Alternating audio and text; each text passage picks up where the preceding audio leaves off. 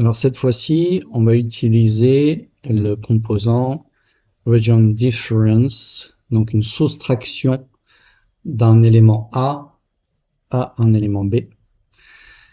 Et l'objectif, ici par exemple, nous avons trois cercles qui se soustraient à notre cercle principal. On peut ensuite faire varier évidemment la taille de ces cercles. Vous voyez le résultat, il y a même un léger congé sur les extrémités. On peut augmenter ensuite la taille. Si on augmente la taille, on va réduire par exemple ces éléments-là. Vous voyez un petit peu le type de résultat que l'on peut obtenir en faisant varier quelques paramètres assez amusants, avec des résultats parfois étonnants. Mais ce serait l'objectif de ce nouvel algorithme. Vous allez voir, il y a certaines similitudes avec Region Union, mais finalement, c'est le résultat inverse de ce composant. Allez, on découvre cela ensemble. Alors, si vous avez regardé les fiches pratiques concernant Region Union et les vidéos associées, vous allez être assez familier avec l'exercice. Notre objectif ici sera simplement de remplacer le composant Region Union par le Region Difference. Alors, je vais avoir besoin de quelques éléments. On va rester sur les mêmes primitives, circle. Je vais avoir besoin donc de ce nouveau composant, Region Difference, dont on va avoir besoin. Et mon objectif, c'est, comme on peut le voir ici en entrée, une première courbe A, qui sera, on va dire, la base, et ensuite une courbe B, comme vous l'avez vu dans l'exemple d'introduction, plein de petits cercles qui vont venir se soustraire à la courbe initiale. Donc je comprends que je vais avoir besoin d'un cercle initial, que je vais avoir besoin également de plus petits cercles. Et pour cela, on en a l'habitude, si vous avez regardé les vidéos précédentes, mais je vais créer donc ces seconds cercles sur mon cercle initial. Et pour cela, je vais aller chercher ce composant Divide Curve, qui va me permettre donc de déposer plusieurs points sur mon cercle initial. Alors, sur mon cercle initial, je vais donner une taille, 12.0 pour avoir un slider à 12, mais avec une décimale, que je vais connecter comme ceci. Donc là, on voit très bien les cercles qui ont été déposés. Par défaut, il y a un count, donc une quantité à 10. Ici, je vais changer la donnée. On va mettre donc un minimum de 2 jusqu'à 20. Donc le signe inférieur permet de créer un slider avec les limites basses et hautes. Donc là, la valeur minimum sera 2 et la valeur maximum sera 20. Donc ça, c'est mon count. Et j'aligne les données à peu près au même endroit. Donc là, j'en ai 2 par défaut. Si je double-clique ici, je vais en mettre 5. Je peux utiliser évidemment la partie slide pour venir travailler.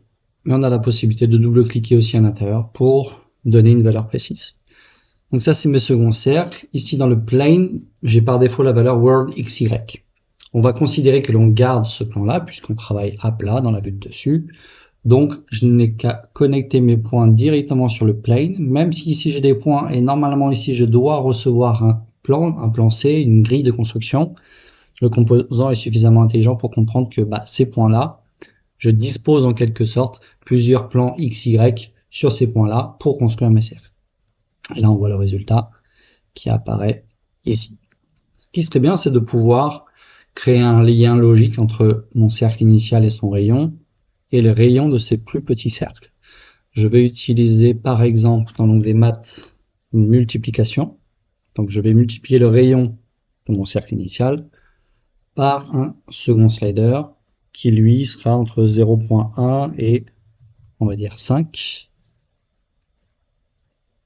Quel est l'intérêt? Ça va être de pouvoir faire varier donc la taille de mon cercle en fonction de ces éléments-là. Vous voyez que quand je change la taille du radius du premier cercle, il y a cette constante, vous voyez ici, c'est la moitié de ce rayon ici. Donc on a une valeur de 6 pour chacun des petits cercles. Voilà, c'est un moyen de travailler de façon logique. On va garder ces éléments ici pour structurer un peu l'ensemble. Et si vous en avez l'habitude, je vais utiliser donc ces éléments et composants vides de parameters en entrée.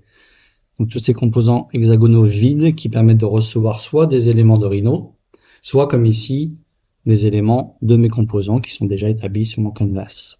Je vais utiliser un second ici, et vous allez comprendre pourquoi. Tout simplement parce que ici j'ai besoin d'un curves A et curves B. Ici ce sera mon curves A, et E, ce seront mes curves B. Donc je vais dupliquer ces éléments pour les connecter de cette manière-là. Et pour ceux qui ont déjà regardé mes vidéos, vous serez assez familier avec l'idée de travailler en sous-parties. Donc ces éléments-là me permettent de créer mes curves ou cercles premiers avant toute opération d'intersection, d'union, de différence ou quoi que ce soit. Mais maintenant, je crée une sous-partie où là, je viens créer effectivement le travail de soustraction. Donc, vous voyez le résultat, la curve A, c'est la matière première, donc le cercle initial, et les petits cercles viennent enlever en quelque sorte de la matière, au cercle initial. Donc ça, c'est mon résultat. Je vais ici mettre un composant circle, et je vais masquer tous les éléments dont je n'ai pas besoin pour privilégier simplement le résultat. Je peux associer à cela un composant qui me permet d'arrondir les pointes. Et pour cela, je vais tout simplement aller chercher dans Curve, le composant qui est ici, donc ici dans Utile, qui s'appelle Fillet.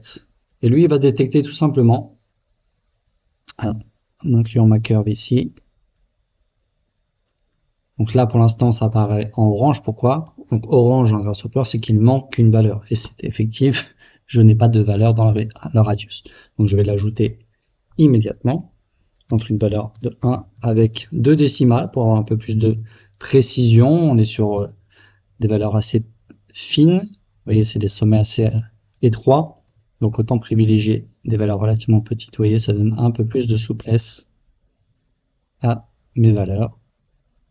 Et je viens arrondir comme ceci. Voilà un petit aperçu de mon rayon. Donc ici, j'ai besoin de faire quelques variantes. Peut-être qu'on peut ajouter une décimale et faire en sorte que le max ne soit pas aussi grand. Vous voyez, c'est l'intérêt aussi de pouvoir revenir sur certains éléments pour venir travailler logiquement, mais sans trop tâtonner en fait. Donc l'idée, c'est vraiment de créer les éléments dont nous avons besoin pour notre algorithme et obtenir un résultat relativement rapide. Donc voilà un petit aperçu de l'utilisation de notre composant Region Difference qui nous permet de créer ce genre de forme complexe dans Grasshopper.